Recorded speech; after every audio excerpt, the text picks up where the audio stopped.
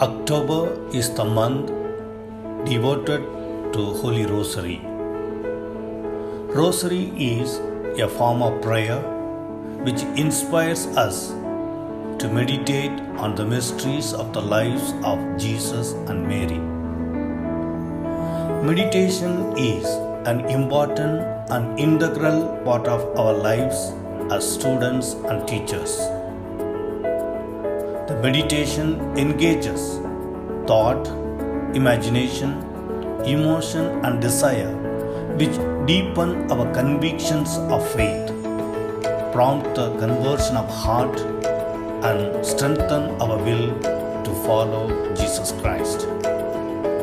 We, the Rosarian of Rosary Senior Secondary School, KD Onajat, are proud to have Our Lady of Rosary as our patroness.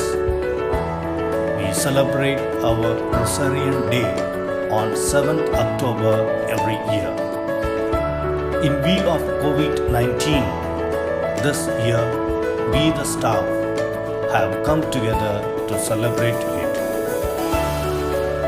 We thank our patrons, Our Lady of Rosary, for guiding and leading the school in the right direction. I am confident that you would enjoy the virtual program. I invoke God's blessing upon all of us through our patroness, Our Lady of Rosary. Our Lady of Rosary, keep us safe.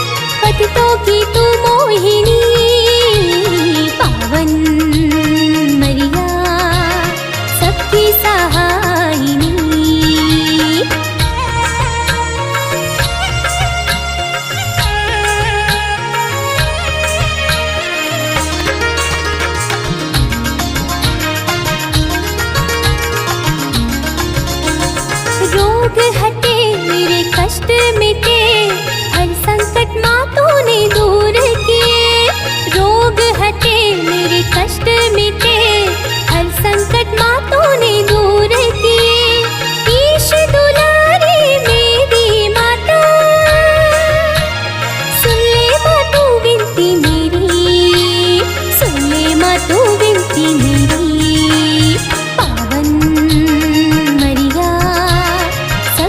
सहायिनी